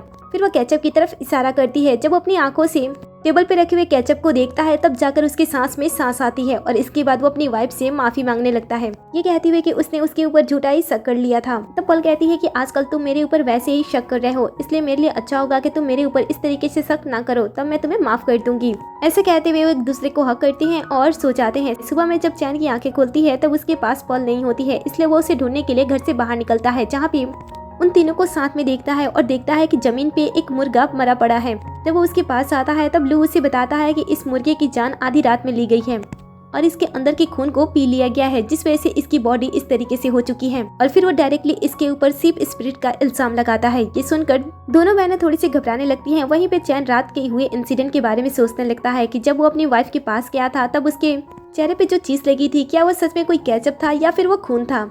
वो सोच सोच कर परेशान हो रहा होता है। तभी छोटी बहन इस बात पे पर्दा डालने की कोशिश करती है और कहती है कि शायद रात को कोई जानवर आकर उसे मार डाला होगा, इसलिए उसे इस बात को इतना ज्यादा फैलाने की कोई जरूरत नहीं है, क्योंकि आसपास कुछ और भी लोग रहते हैं। अगर उन्हें इन सारी चीजों के बारे में पता चलेगा तो वो डर कर इस जगह को छोड़कर चले जाएंगे, इसीलिए वो अफवाह ना फैलाए। लेकिन लियो शांत नहीं रहता है। वो कहता है कि जिस तरीके से इस मुर्गे को खत्म किया गया है, इसके गर्दन पे जो चोट है वो किसी जानवर की तो बिल्कुल भी नहीं है। चैन से कहता है कि फिर तुम कैसे इस बात से साबित कर सकती हो कि इसकी गर्दन पे जो चोट लगा है वो किसी शिप स्पिरिट की ही हो सकती है। लियो कहता है कि मैंने तुम्हें पहले ही चेतावनी दी थी, इसलिए मेरी बातों को समझो।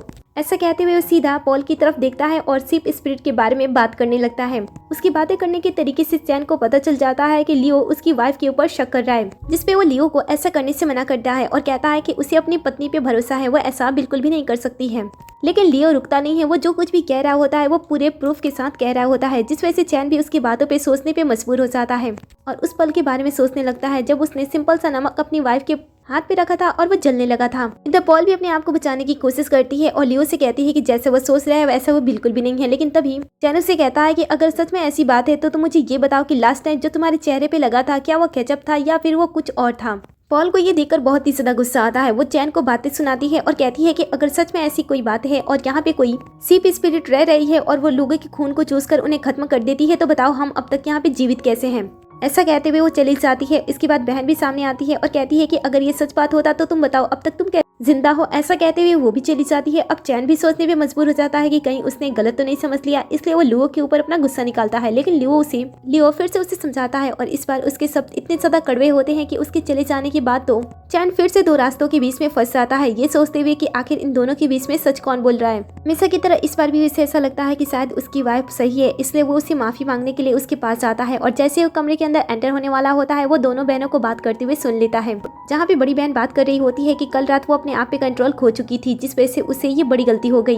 ये सुनकर छोटी बहन उसे समझाती है कि उसे चैन के सामने अपने आप को संभाल कर रखना होगा, नहीं तो उनका राज बाहर आ जाएगा। ऐसी बातें करने के साथ साथ वो लोग लुओ को भी ठिकाने लगाने के बारे में सोच रहे होते हैं। ये सारी बातें जब चैन अपने कानों से सुनता है तब वो डर जाता है। उसे ऐसा लगता है कि शायद ये लोग कोई बड़ा राज छुपा रहे हैं, इसलिए वो तुरंत ही लुओ को यहाँ से निकालने के लिए उसे बताने के लिए जाने वाला होता है। लेकिन अचानक से उसके सामने बहुत ही बड़ी परछाई आ जाती है, जिस वजह से वो डर जाता है और कमरे के अंदर चला जाता है। जहाँ पे जाने के बाद वो दोनों बहनों से कहता है कि उसने उनकी सभी बातें सुन ली है और वो सब कुछ जानना चाहता है। ये सुनकर दोनों बहनें आपस में बात करती हैं और वो सोचती हैं कि उन्हें सच्चाई बता देनी चाहिए। तब छोटी बहन कहती है कि इसमें मेरी ही गलती है, आपको मेरी गलती अपने ऊपर लेने की कोई जरूरत नहीं है, मुझे ही बता लेने दो। ये सुनकर चैन को ऐसा लगता है कि शायद वो शिप स्पिरिट उसकी पत्नी नहीं बल्कि उसकी बहन हो सकती है, इसीलिए वो उसे कहता है कि क्या तुम शिप स्पिरिट हो। ये सुनकर वो उसे ज्यादा ना सोचने के लिए कहती हैं और कहती हैं कि तुम कैसी कैसी बातें सोचते हो। फिर पॉल बताती है कि उसने उसे बिना पूछे अपनी बहन को 5 लाख युआन दे दिया है और यही कल की बात है जो कि वो लोग उसे छुपा रहे थे। ये बात जानकर उसे फिर से तसल्ली मिलती है और वो अपनी वाइफ से कहता है कि कोई बात नहीं है, अगर उसने उतने पैसे दे भी दिए तो कोई भी फर्क नहीं पड़ता है। फिर वो कहता है कि ये सारी बातें तो जाने दो, लेकिन अचानक से इस दरवाजे के पास एक बहुत ही बड़ी परछाई आई थी, आखिर वो क्या चीज थी। ये सुनकर छोटी बहन कहती है कि शायद वो शिप की परछाई हो सकती है, क्योंकि उसने घर को बहुत सारे शिप से डेकोरेट किया है तो ये परछाई ऐसे पड़ती रहती है। फिर वो उसे लू की बातें ना सुनने के लिए कहती हैं। वो कहती हैं कि वो फ्रॉड है, इसलिए वो उसकी बातें ना सुने। बाद में उसे ठंडा पानी पीने के लिए देती हैं और कहती हैं कि वो लू से जितना हो सके उतना दूर रहे, क्योंकि वो लोगों को ऐसे भड़काते रहता है।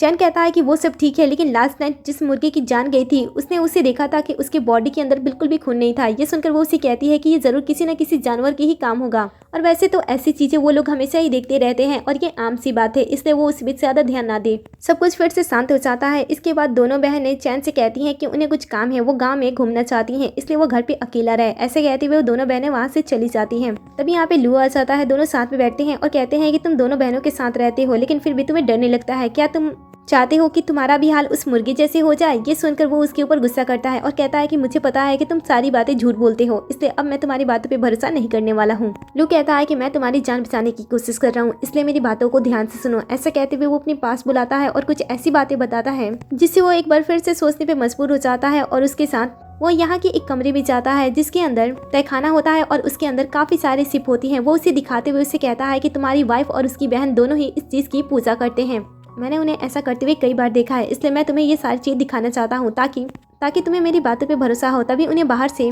दोनों बहनों की आवाज सुनाई देती है। चैन बाहर जाने वाला होता है, लू उसे जाने देता है, लेकिन साथ ही उसे कुछ इंपॉर्टेंट बातें भी बताता है। फिर वो जब बाहर आता है तब वो उसे पूछता है कि तुम लोग तो बाहर घूमने के लिए गए थे ना? तब वो बताती है कि वो घूमने के लिए ही गई थी, लेकिन रास्ते में पॉल को चोट लग गया, इसलिए वो दोनों वापस आ गई।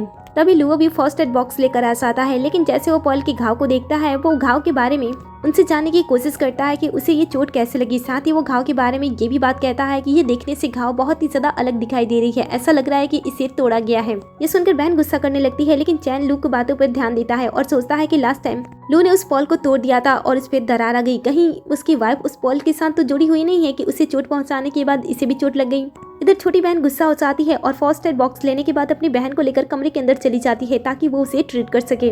उसके जाते ही लियो चैन को रोकता है और उसे फिर से समझाने की कोशिश करता है, लेकिन इस समय वो उसकी बातें नहीं सुनता है क्योंकि उसे अपनी पत्नी के घाव दिखाई दे रहे थे, इसलिए वो वहाँ से चला जाता है। तभी लियो नोटिस करता है कि उसके हाथ में कट लग चुका है। इधर छोटी बहन ने पट्टी कर दी होती है और तभी यहाँ पे चैन आ जाता है जो कि उसका हालचाल पूछता है। छोटी बहन अपनी बहन की चोट लगने पे रो रही होती है और तभी चैन की चिंता देखकर पॉल उसे कहती है कि मैं तुम्हारे साथ कुछ अपने फैमिली के सीक्रेट शेयर करना चाहती हूँ। तुम्हें मेरे घर में आसपास में काफी सारे सीप देखे होंगे। ये कोई आम सीप नहीं है, ये हमारे पूर्वजों के द्वारा छोड़े गए खास सीप है जो कि हमारी सुरक्षा करते हैं। जब हम यहाँ पे रहते हैं तब वही हमारी सुरक्षा करते हैं, इसलिए हम उन्हें बड़े ही प्यार से रखते हैं। लेकिन मैंने देखा कि हमारे आसपास के कई सारे सीप टूट चुके हैं। मैं तुम्हें आज अपने पूर्वजों की पूजा घर में भी लेकर जाना चाहती हूँ। ऐसा कहते हुए वो उसे उसी तहखाने में लेकर जाती है जहाँ पे कुछ टाइम पहले लू उसे लेकर गया था। वहाँ पे पहुँचने के बाद दोनों बहनें देखती हैं कि उनके कई सारे सीप को तोड़ दिया गया है। ये देखकर वो सोचती हैं कि आखिर ये सारी चीज किसने की होगी। अब चैन को सच्चाई पता होती है, लेकिन फिर भी वो इनोसेंट बनने की पूरी कोशिश करता है। हालांकि छोटी बहन को शक होता है। वो उसे कहती है कि घर पे तुम और लुओ थे, किया होगा तो तुम लोगों को तो सुनाई दी होगी ना। तुम्हें पता है कि ये चीज हमारे लिए कितनी ज्यादा जरूरी है। अगर ये टूट जाती है और खत्म हो जाती है तो हमारे ऊपर कई तरह के स्पिरिट हमला कर सकते हैं, जिसमें डीमन, स्नेक और भी कई सारी चीजें शामिल है। लेकिन फिर भी वो कुछ नहीं बताता है। इसके बाद वो सीप पे नोटिस करते हैं जहाँ पे उन्हें खून के धब्बे दिखाई देते हैं, जिससे उन्हें पता चलता है कि जिस पर्सन ने भी ये सब कुछ किया होगा उसके हाथ में चोट लगी होगी और इसीलिए इस सीप पे खून लगा हुआ है। पहला शक उन्हें लियो पे ही जाता है और वो सोचते हैं कि शायद वो एक खतरनाक डेमन हो सकता है या फिर कुछ और हो सकता है जो कि इनकी सेव करने वाली चीजों को वो पहले खराब कर रहा है ताकि वो इन पे हमला कर सके। बेचारा चैन तो इनकी बातें सुनकर एक मुसीबत से निकलकर दूसरी मुसीबत में फंस जाता है। वो तो इस बात से ही बाहर नहीं निकल पा रहा होता है कि आखिर उसके लाइफ में चल क्या रहा है। लेकिन ये दोनों बहनें बहुत ही ज्यादा शार्प होती हैं। वो उसके बिहेवियर को देखकर समझ आती हैं। वो उसे कहती हैं कि क्या उसने तुमसे कुछ बात की थी, क्या उसने तुमसे ऐसा कुछ कहा था कि हम दोनों बहनें सिर्फ स्पिरिट हैं और तुम्हें नुकसान पहुंचाने की कोशिश कर रहे हैं। ये सुनने के बाद भी वो कुछ नहीं कहता है, लेकिन जिस तरीके से वो बिहेव कर रहा होता है दोनों बहनों को शक हो जाता है कि इसके पीछे लियो ही है। इसीलिए पॉल उसे कहती है कि तुमने नोटिस किया होगा जब से वो हमारी लाइफ में आए हमारी लाइफ उतल पुतल हो चुकी है। चैन भी एक बार रिवाइंड करते हुए उसके बारे में सोचता है कि जैसे वो आया था सभी चीजें धीरे धीरे बहुत ही ज्यादा बदलने लगी थी और तब से ही उनकी लाइफ और भी पेचीदा हो चुकी है और वह हमेशा ही किसी न किसी स्पिरिट के बारे में बात करता ही रहता है और इसका बिहेवियर भी आम लोगों से बहुत ही ज्यादा अलग है। लेकिन फिर भी वो शांत रहता है। दोनों बहनें समझ रही होती हैं कि इसे उसके ऊपर शक तो हो रहा है लेकिन इसे उसके ऊपर यकीन नहीं है। इसलिए दोनों बहनें डिसाइड करती हैं कि हम सबसे पहले उसकी आइडेंटिटी सबके सामने लाएंगे और किसी को नुकसान पहुंचाने से पहले उसे खत्म कर देंगे ताकि वो किसी और के ऊपर हमला ना कर सके। इसके बाद वो मिलकर एक प्लान बनाते हैं। एक दिन वो लियो को खाने पे बुलाते हैं जहाँ पे जब वो खा रहा होता है तो वो वाइन के अंदर कुछ चीजें मिला देते हैं और इसके बाद वो उसे पीने के लिए देते हैं। फिर जैसे ही वो उसे पीने वाला होता है अचानक से वो रुक जाता है क्योंकि उसे कुछ गड़बड़ लग रहा होता है। लेकिन ये सभी मिलकर आसानी से बात को संभाल लेते हैं ये कहते हुए कि ये नई तरह की वाइन है और वो उस वाइन को पी जाता है। तभी चैन का चॉपस्टिक नीचे गिरता है और जैसे वो उसे लेने के लिए नीचे झुकता है वो लियो का पैर देखता है जो कि सांप की तरह हो चुका होता है। ये देखकर वो फिर से उसे देखने की कोशिश करता है लेकिन इस बार वो बदल चुकी होती है जिससे उसे ऐसा लगता है कि शायद ये उसका भ्रम है। लेकिन वो अब इसे भी लेकर डरने लगा था। लेकिन वो शांत रहता है। थोड़ी देर के अंदर वो उसे और भी ज्यादा वाइन पिलाते हैं और धीरे धीरे वो कमजोर होने लगता है। अचानक उसे गर्मी होने लगती है, उसे पसीना आने लगता है और उसके 2 बड़े दाग सामने आ जाते हैं। उसकी स्किन भी सांपों की तरह चेंज होने लगती है जिसे पहली बार देखकर चैन डर जाता है और उसे भरोसा हो जाता है कि लियो ही एक डीमन है, वो भी स्नेक डीमन। अपनी असली पहचान में होने के बावजूद भी वो अब भी चैन से ये कह रहा होता है कि वो गलत लोगों के साथ है, अच्छा होगा कि वो उसके साथ रहे। लेकिन वो उससे डर रहा होता है जिस वजह से वो उसकी किसी भी बातों को नहीं सुनता है। तब लियो अपने पावर का यूज करता है और तुरंत ही वहाँ से गायब होकर चला जाता है। अब इस इंसिडेंट के बाद से चैन के मन में जो अपनी वाइफ और उसकी बहन को लेकर छवि बनी हुई थी एक खतरनाक स्पिरिट वाली, वो खत्म हो जाती है क्योंकि अब उसे ऐसा लगता है कि खतरा उसकी वाइफ और उसकी बहन से नहीं है बल्कि लियो से है, जिससे वो अपनी वाइफ के सारी बात मानना स्टार्ट कर देता है। और शायद यही सारी चीजें पर्ल चैन से चाहती थी। कुछ समय के बाद वो कुछ नए शिप मंगाती है जिससे वो जादुई तरीके से पेंट कर रही होती है। ये देखकर चैन उससे पूछता है कि वो क्या कर रही है, तब वो बताती है कि वो सुरक्षा कवच बना रही है ताकि फ्यूचर में उनके ऊपर कोई भी मुसीबत ना आए। बाद में दोनों बहनें सुरक्षा कवच वाली शिप तैयार कर लेती हैं और इसके बाद चैन अपनी वाइफ की चोट को फिर से पट्टी करता है और तभी वो उसे कहती है कि उसे इस गांव को पूरी तरीके से सुरक्षित करने के लिए उसे दूर से इन सभी चीजों को मिट्टी के अंदर डालनी होगी ताकि कोई भी खतरा गांव के अंदर एंटर ना कर सके। बाद में वो सभी चीजें तैयार कर लेती हैं और उसके बाद चैन से कहती हैं कि वो घर पे ही उसका इंतजार करे और घर से बाहर बिल्कुल भी उन्हें ढूंढने के लिए ना आए क्योंकि खतरा बहुत ही ज्यादा बड़ा है। ये सुनकर वो कहता है कि ठीक है और दोनों बहनें वहाँ से चली जाती हैं। धीरे धीरे समय बीतता है और 1 घंटे के बाद चैन को अपनी वाइफ और उसकी बहन की चिंता होने लगती है। वो मजबूरी में घर से बाहर निकल जाता है उन्हें ढूंढते हुए और उसका सामना फिर से लुओ से हो जाता है। लुओ को देखकर वो डर रहा होता है और उसे दूर रहने के लिए कहता है। लुओ उससे दूर ही रहता है और कहता है कि मैं तुम्हें यहाँ पे कुछ बताने के लिए आया हूँ। पहले तो वो उसकी बातें सुनने से मना कर देता है। लुओ उसे कहता है कि मुझे नजरअंदाज मत करो, मुझे बताया कि तुम्हारी खुजली धीरे धीरे बहुत ही ज्यादा बढ़ रही है और इससे तुम मर भी सकते हो, इसलिए मेरी बातें ध्यान से सुनो। उस दिन जो कुछ भी हुआ था वो सारी चीजें प्लान की गई थी और मैं ऐसा बिल्कुल भी नहीं हूँ जैसा तुम्हें दिखाई देता हूँ। ये सारी चीजें तो उस शराब को पीने की वजह से हुई है। वैसे क्या तुम ताओवादी पुजारन मोयुन को जानते हो? ये सुनकर वो उससे कहता है कि हाँ मुझे पता है, वो मेरे वाइफ की बहन की जैसी दिखती है। ये सुनकर वो उससे कहता है कि लगता है कि उन लोगों ने तुम्हें पहले ही अपने जाल में फंसा लिया है क्योंकि वो दोनों लड़की बिल्कुल भी अलग नहीं है, वो दोनों सेम है। और अगर तुम्हें मेरी बातों पे भरोसा नहीं है तो तुम्हें घर जाना चाहिए और घर के कंप्यूटर पे कुछ चीजें चेक करनी चाहिए। जैसे ही सच्चाई तुम्हारे सामने आए तुम उसी समय वहाँ से निकल जाना, नहीं तो तुम मर जाओगे। ऐसा कहते हुए वो वहाँ से चला जाता है। ये बात सुनकर वो और भी ज्यादा हैरान हो जाता है कि ताओवादी पुजारन और उसकी वाइफ की बहन दोनों सेम हैं। लेकिन घर आने के बाद भी वो सोच रहा होता है कि आखिर ये सारी चीजें कैसे हो सकती हैं। अगर सच में वो दोनों लड़की सेम है तो उसने अपनी बहन से ही उसे दूर रहने के लिए उकसाया क्यों और उसे उसने घर से भागने के लिए क्यों कहा, और साथ ही उसने ये क्यों कहा था कि उसकी बहन इंसान नहीं है। अब उसके मन में कई सारे क्वेश्चन होते हैं जिस वजह से वो लैपटॉप ढूंढने लगता है। लेकिन उसे घर पे लैपटॉप तो नहीं मिल रहा होता है, लेकिन घर पे उसे एक बहुत ही बड़ी चीज मिल जाती है जो कि ताओवादी पुजारन के कपड़े होते हैं, जिससे ये बात कहीं ना कहीं सच हो जाती है कि दोनों लड़कियां सेम हैं। तभी यहाँ पे बहन हंस आती है। उसे देखते ही वो उससे कई सारे क्वेश्चन पूछने लगता है। वो उसे कहता है कि बताओ तुमने मेरे साथ ऐसा क्यों किया, तुमने जानबूझकर अपनी बहन के ही खिलाफ मुझे क्यों भड़काया, तुमने मुझे वो नमक क्यों दिया जिससे मैंने अपनी वाइफ को चोट पहुंचाया, ये सारी चीज तुमने क्यों की। असल में चैन इन सारी चीजों की वजह से कई दिनों से परेशान हो रहा था। जब उसे सामने ऐसी सच्चाई पता चलती है तब वो तो उस पर बहुत ही ज्यादा गुस्सा करता है। फिर काफी ज्यादा पूछने के बाद छोटी बहन सारे राज से पर्दा हटाती है और कहती है कि मैं कभी भी नहीं चाहती थी कि मेरी बहन तुम्हारे साथ रहे। असल में हम अपने कबीले के आखिरी वंशज हैं और हमारा काम है कि इस पहाड़ी पे रहने वाले सभी लोगों की सुरक्षा करना। ये पहाड़ बाकी दुनिया से बहुत ही ज्यादा अलग है। यहाँ पे कई तरह के जादुई जीव जंतु रहते हैं और हमारा काम है उनकी सुरक्षा करना, जिसके लिए हमें वर्जन रहकर यहाँ पे पूर्वजों की प्रार्थना करनी होगी, तब जाकर शक्तियाँ बनी रहेगी और ये सारी चीजें सेफ रहेगी। लेकिन एक दिन अचानक से मेरी बहन तुमसे मिलती है जिससे तुमसे प्यार हो जाता है और ये सारी चीजें छोड़कर वो तुम्हारे साथ चली जाती है। उसके बाद मुझे यहाँ पे अकेला रहना पड़ता है, जिसके लिए मैंने तुम दोनों के बीच में गलतफहमी क्रिएट करने की कोशिश की ताकि तुम मेरी बहन को छोड़कर भाग जाओ, लेकिन तुम तो उसके पीछे पीछे यहाँ तक चले आए। मैंने तुम दोनों को दूर करने की बहुत ही ज्यादा कोशिश की और साथ ही तुम्हें यहाँ से निकालने की भी कोशिश की, लेकिन तुम मेरी बहन से सच्चा प्यार करती थी, शायद इसीलिए तुम यहाँ से नहीं गए। मुझे माफ कर दो, मैंने तुम्हारे साथ जो कुछ भी किया, लेकिन मैं बस लोगों की जान बचाना चाहती थी। लेकिन अब ऐसा लग रहा है कि मैंने चीजों को बहुत ही ज्यादा बिगाड़ दिया है, क्योंकि वो लियो को तुम्हारी वजह से हमारे बारे में सब कुछ पता चल गया है और वो इतनी आसानी से यहाँ से नहीं जाने वाला है। इनकी बातें जैसे ही खत्म होती है तभी यहाँ पे पॉल आ जाती है।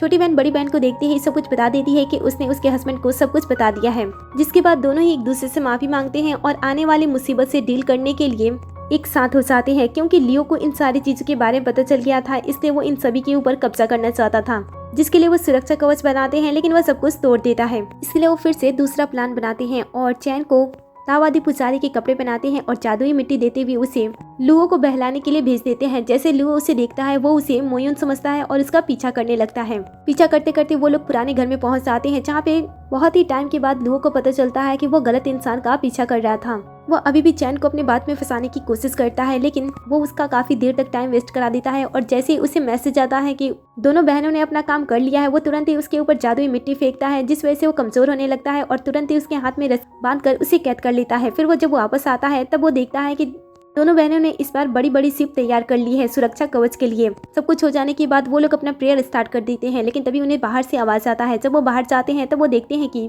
लियो आजाद हो चुका होता है और अचानक से वो इन तीनों के ऊपर कुछ चीजें फेंकता है और बीच में चैन आ जाता है, जिस वजह से उसका स्किन जलने लगता है। चैन कहता है कि तुमने ये क्या किया। लियो कहता है कि तुम इतनी आसानी से बात को समझ नहीं रहे थे, इसलिए मैं तुम्हें इस तरीके से समझा रहा हूँ। मैं तुम्हें कितनी बार बताऊं कि ये दोनों इंसान नहीं है, लेकिन फिर भी तुम उसकी ही बात सुने जा रहे हो। चैन कहता है कि तुम कुछ भी कहोगे मैं तुम्हारी बात नहीं सुनूंगा, क्योंकि तुम एक डीमन हो और मुझे तुमसे ज्यादा अपनी वाइफ पे भरोसा है। ये लोग बातें कर रहे होते हैं, तभी यहाँ पे एक बूढ़ा पर्सन आ जाता है जो कि लुओ का फादर होता है। लुओ के पिता को देखकर चैन उसे कहता है कि क्या तुम सच में कोई डीमन नहीं हो या फिर तुम्हारे डैड भी कोई डीमन है। ये सुनकर वो उसे कहता है कि क्या तुम पागल हो, मैंने तुम्हें बचाने की बहुत ही ज्यादा कोशिश की। लुओ के पिता लुओ से कहते हैं कि मैंने तुम्हें सिर्फ एक काम दिया था, वो भी तुम अच्छी तरीके से नहीं कर पाए। पता चलता है कि लुओ के पिता इन सभी जगहों को खरीदना चाहते थे और यहाँ पे एक बड़ी सी बिल्डिंग बनाना चाहते थे, जिसके लिए उन्होंने ये बेकार सा चाल चला और अपने बेटे को यहाँ पे भेजा ताकि वो लोगों को झूठी मूठी कहानी सुनाकर उन्हें डराकर यहाँ से भगा दे। और इसीलिए वो चैन के पीछे पड़ा हुआ था ताकि वो उन दोनों लड़कियों को गलत साबित कर सके। लेकिन जब दोनों लड़कियों की आइडेंटिटी और उनके इरादों के बारे में सभी को पता चलता है, तब लुओ और चैन दोनों ही लुओ के पिता के इस प्रोजेक्ट को बंद करने की कोशिश करते हैं, क्योंकि उन्हें पता होता है कि आसपास काफी सारी जादुई चीजें रह रही हैं, जिस वजह से अगर वो इस प्रोजेक्ट को यहाँ पे ऑन करते हैं तो काफी ज्यादा नुकसान हो जाएगा। लुओ अपने पिता को समझाता है कि वो ये सारी चीजें उसी के लिए तो कर रहे हैं, इसलिए वो नहीं चाहता है कि वो इतने लोगों की जान लेकर यहाँ पे कोई बड़ा सा काम करे। बेटे के समझाने के बाद पिता भी मान जाते हैं और इस प्रोजेक्ट को यहीं पे बंद कर देते हैं। फिर कहानी एंड होने से पहले ये बात क्लियर हो जाती है कि लुओ कोई राक्षस नहीं था और जो ये दोनों बहनें थी ये इंसान ही थी, लेकिन इनके पास कुछ ऐसी पावर थी जिस वजह से ये सारी चीजें कर सकती थी। और जब भी बड़ी बहन पेन में होती थी उसके मुंह से मोतियां निकलती थी। ये इसलिए होता था क्योंकि ये पूर्वजों की देन था कि जो भी इस फैमिली का हेड होगा उसे ये सब कुछ झेलना पड़ेगा। अब कुछ समय तक ये लोग एक दूसरे के साथ रहते हैं, जहाँ पे बड़ी बहन अपने हस्बैंड के साथ 5 साल दूर रहने का नियम पूरा कर लेती है। इसके बाद वो उसके साथ रह सकती थी और उसे कोई भी प्रॉब्लम नहीं होगा। धीरे धीरे कहानी ऐसे ही आगे बढ़ती है और इसी सीन पे इस ड्रामे का दी एंड हो जाता है। वेल, आपको ये ड्रामा कैसा लगा मुझे कमेंट में जरूर बताना। साथ ही जाने से पहले वीडियो को लाइक कर दी, साथ ही चैनल को भी सब्सक्राइब कर दे, नोटिफिकेशन बिल को भी ऑन कर ले, जिससे कि आप हमारे हर एक वीडियो से अपडेट हो। वीडियो को ज्यादा से ज्यादा शेयर करो और वीडियो पे हाइप करना बिल्कुल भी ना भूलें।